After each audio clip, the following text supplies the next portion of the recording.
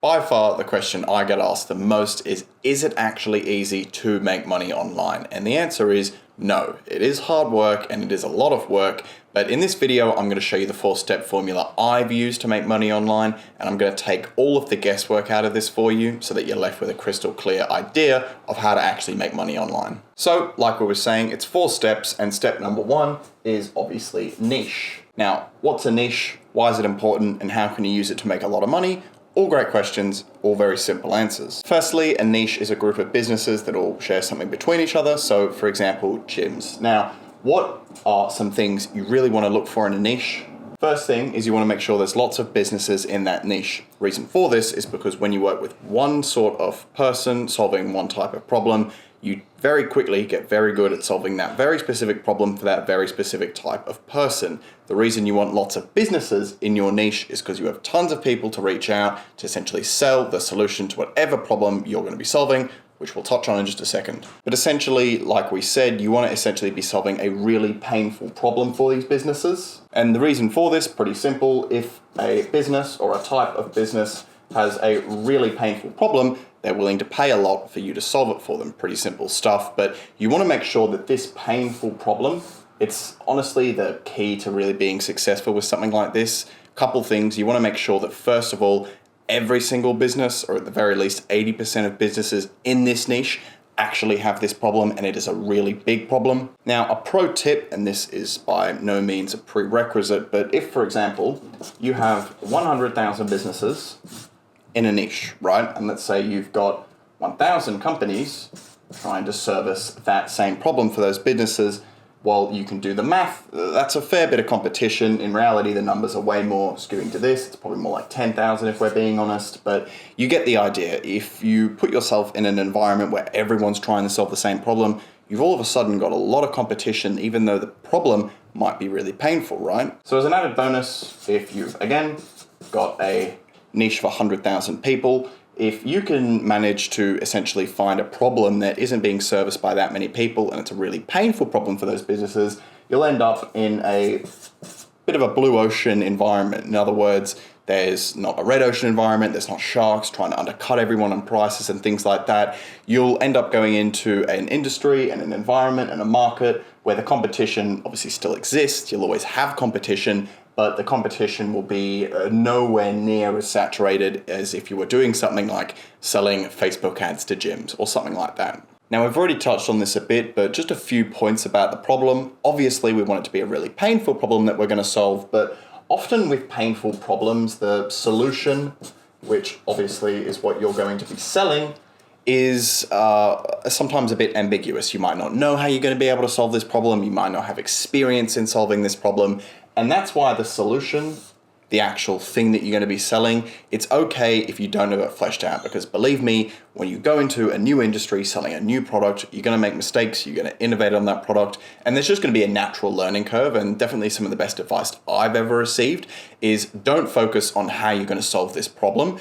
Just focus on whether or not the market wants to buy your hypothetical solution from you, because you could spend weeks developing a product that in theory could be really useful at solving this problem, but if it's not market tested, you don't really have any idea if that solution will work for that problem. You might not, for example, have accurately done your market research, and that just might be a problem that really isn't that painful for a lot of businesses out there. And when you make those mistakes, it costs you a lot of time and a lot of money. So the biggest tip I can give you, don't worry about how you're actually going to go about making the solution. Come back to that later. Trust me, it will save you a lot in the long run. But ultimately, if you don't know how to find this really painful problem, you can, do things like surveys where you just, call a business and say, "Hi, I'm Dr.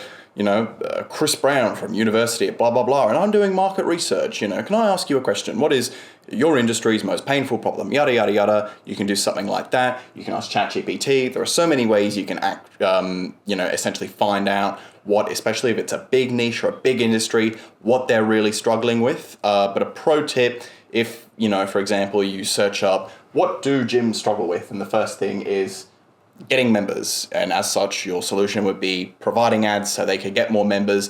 a little tip, the first thing that pops up is probably going to be a pretty saturated thing. It might also be a painful problem, but like we talked about earlier, you don't necessarily want to solve a painful problem if there's just endless competition, right? Because you're just going to get killed out there.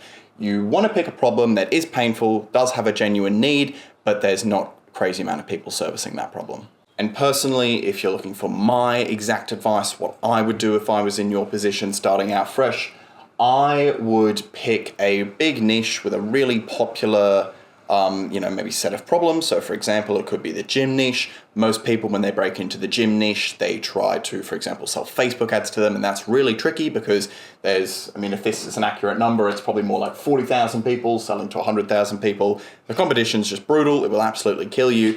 But that doesn't mean that it's a bad idea to work with gyms, because if, for instance, you're not, running Facebook ads for them, you're doing something else, you're helping them keep their members for twice as long, all of a sudden, it's almost like a clickware response. It breaks in their brain. They're thinking, oh, I was expecting someone to sell me ads, but now they're actually trying to sell me something that I, one, need, and two, don't have a lot of people coming up to me offering to solve this problem. I'm willing to hear this person out as such, right? So that's the sort of, I guess you could say, sweet spot that you have to meet in order to really maximize these results. But now we get to the actual fun bit, which is the solution. And, like I just said, don't worry about how you're going to solve the solution.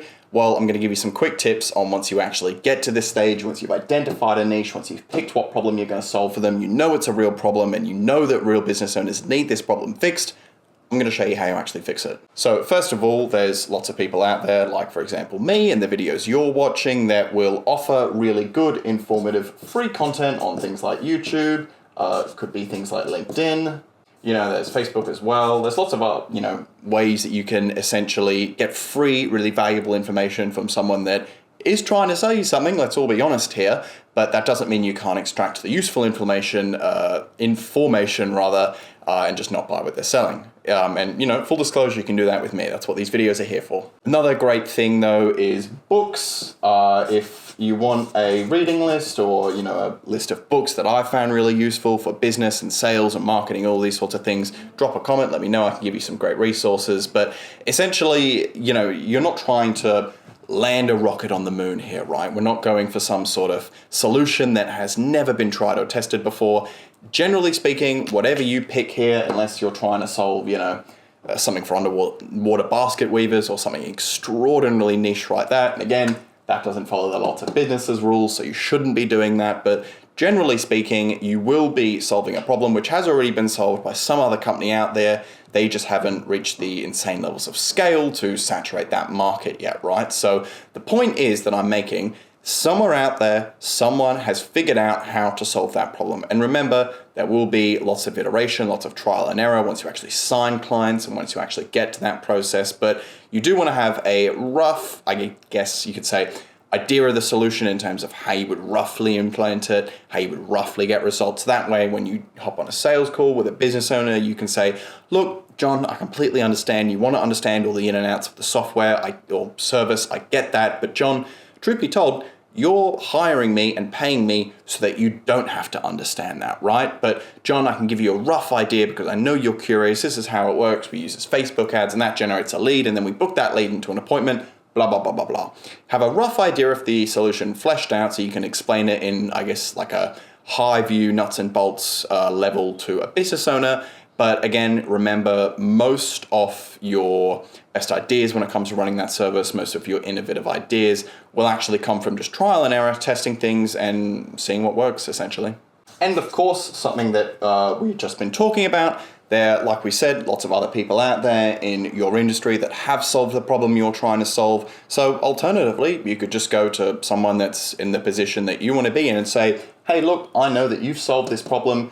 Can I pay you for an hour to sit down with me and just, you can explain to me how you did this, blah, blah, blah, essentially, right? Go to someone that's done what you want to do. Say, hey, can you coach me? Most people, especially if they're sort of in the sort of early to mid-level journey in entrepreneurship, they might want to break into coaching or consulting anyway. Some people might just do it for free, you never know. So definitely don't be afraid to ask. It's probably the best thing I've ever done in business, is going to people that have, achieved the success I want to achieve and asking them, hey, how do I do this? But you've done everything, you've picked a niche, a problem, and a sort of solution that you're going to be selling. Now let's actually talk rather about how you actually implement that and how you actually sell that. Now there's a couple ways you can go about implementing all this and getting clients. Paid ads is probably the easiest way, but that costs thousands upon thousands a month, which is, I'm guessing, something you don't want to do. So I'm going to give you a couple of free or relatively free alternatives. The first one, and the one that I recommend to everyone, cold calling. Because at the end of the day, when you actually hop on a sales call with a business owner, you're going to be in a sales environment anyway, so there's no reason why you shouldn't get a jump start on that and just sort of essentially get rid of your sales nerves or cold calling nerves, whatever they might be, or sales anxieties, and just get over that with cold calls. So by this stage that you actually book sales calls with business owners, and they're importantly the things you don't want to mess up, you'll already have a little bit of experience that you can reference. But of course, there's tons of other ways you can go about this. There's, cold email, there's cold direct message, lots of different ways you can go about it. But the way that you should go about it, I'd say, is pick one of two things. The one thing you should always pick is cold calling.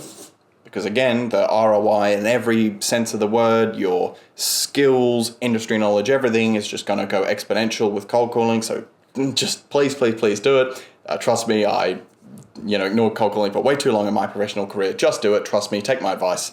But the other thing you want to do is essentially you want to analyze, okay, where does this niche of people spend most of their time? Are they constantly on their phones? If they are, as such, things like cold calling would be a good idea. Maybe cold DMs will be a good idea if they're always on their phones. But if it's more a sort of industry or a niche where, they're constantly head down on their laptops, then maybe something like cold email is better. If you are looking for more how-to guides and those strategies, I'll pop some videos up here now, give you some great ideas. But that's essentially how you go about making money online with a very, very simple 4-step strategy. So if you liked this video and you want help from me in my coaching and explode your business or business in the making, click the video in the description, watch it, and I'm looking forward to seeing you on the next one. Thanks very much.